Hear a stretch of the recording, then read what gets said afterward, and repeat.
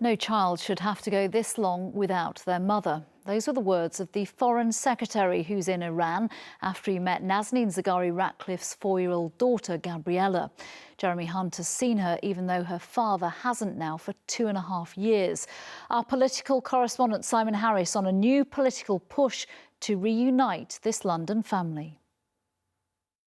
Diplomacy takes many forms, and this week Britain's Foreign Secretary found himself reading Peppa Pig stories to a 4-year-old. It happened in the British Embassy in Tehran when Jeremy Hunt met Gabriella, the daughter of Nazanin Zaghari-Ratcliffe, the Londoner in jail in Iran. Mr Hunt, on an official trip to Iran, gave Gabriella a colouring set and a toy elephant. This is Gabriella receiving presents with a great enthusiasm. For Gabriella's father, back in London, these are bittersweet moments.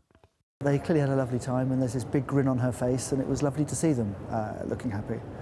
But at the same time, difficult for you because you can't see your daughter. Look, as a father, it's nice when she's happy, and I, get to see her miserable on the phone, crying because it's the end of the day, and I can't do anything about it. So it was nice to see her happy. Of course, it'd be nice to be there. Nazanin Zaghari-Ratcliffe has been a prisoner in Tehran for more than 2.5 years. She's been accused of plotting to overthrow Iran's government, allegations she firmly denies.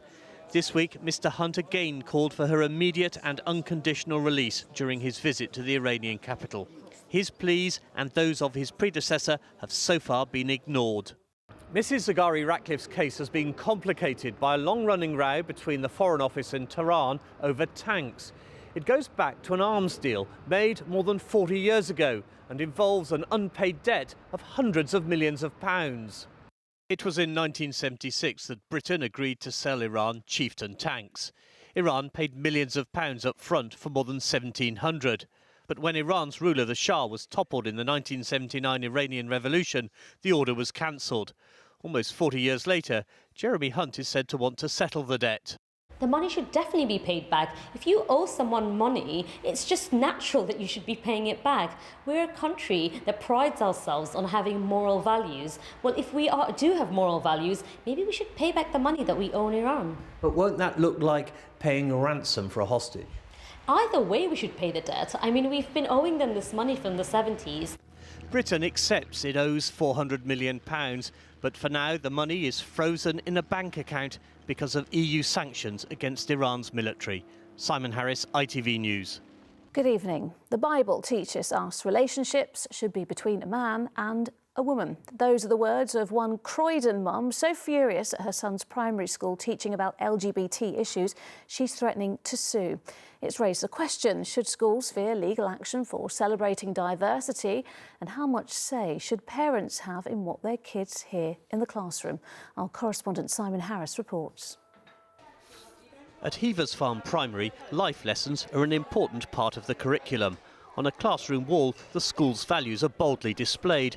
Most parents would probably find little to disagree with. But Izzy Montague was horrified when she found out her 4-year-old son would take part in a school event to coincide with Pride. The event was celebrating gay pride, LGBT. We don't celebrate LGBT at all. I'm Christian.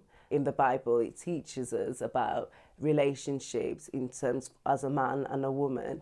And so anything that goes outside of that goes against what we believe in. Isn't that homophobic?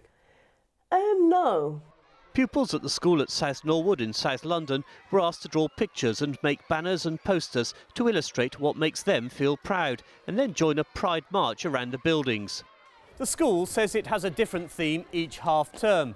It might be Black history, disability awareness or the environment. In June, it chose Pride and LGBT history. Do 4-year-olds understand LGBT? I couldn't possibly answer whether 4-year-olds understand LGBT, but I think what 4-year-olds would understand that they come from their particular family setup that they would come from, and that their friends may have a different family setup, and that was purely the level in which we'd approach it with 4-year-olds, that I may live at home with my mum and you may live at home with your aunt and uncle, and my friend might live at home with their 2 mums. I think it's important for our children to be thoughtful, caring members of our society. Izzy Montague has moved her son to another school and is now threatening legal action against Heavers Farm. She's backed by the campaign group Christian Concern.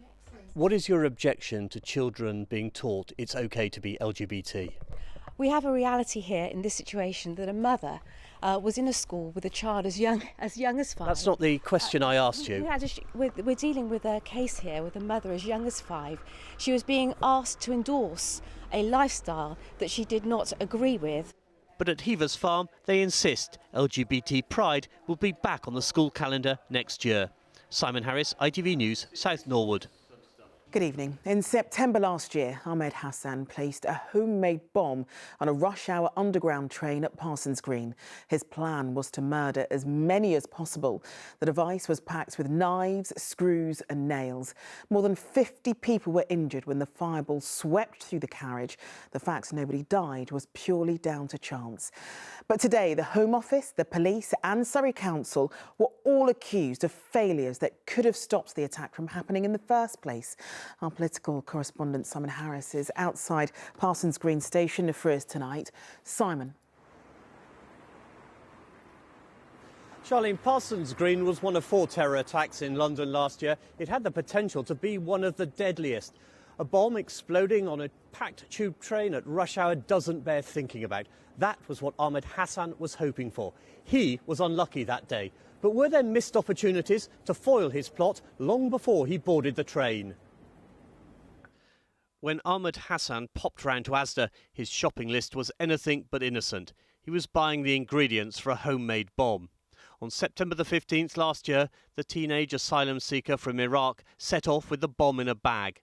He travelled by train from his foster parents' home at Sunbury-on-Thames to Wimbledon, where he caught the District line.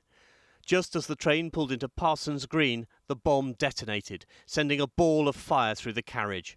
23 people were burnt, 28 injured in the stampede as panicking passengers ran for their lives. Today, Parliament's Intelligence and Security Committee found a litany of errors which allowed Hassan to plan the attack unnoticed. He had ongoing mental health issues which were ignored, and he went missing from foster care.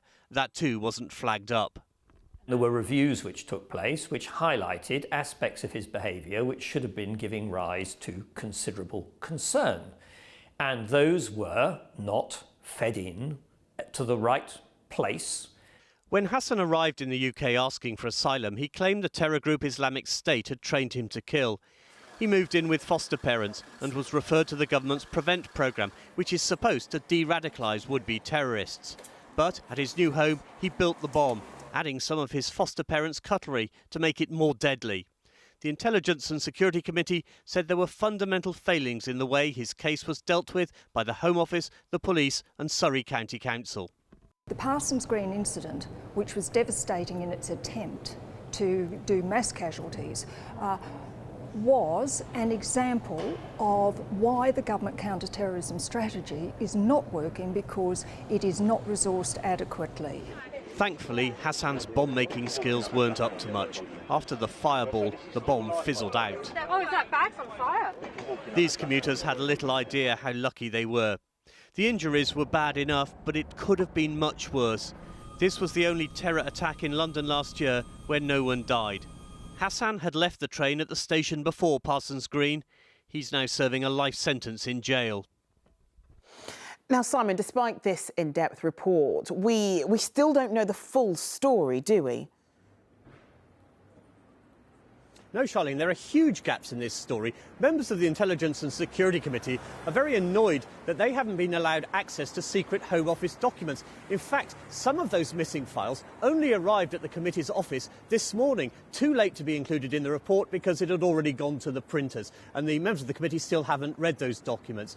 Tonight, the Home Secretary said he would respond in due course to the committee's findings. Surrey County Council, remember, Hassan was under the care of Surrey County Council's Children's Services. Well, tonight, that authority has apologised. Surrey County Council said sorry that its work wasn't as good as it should have been.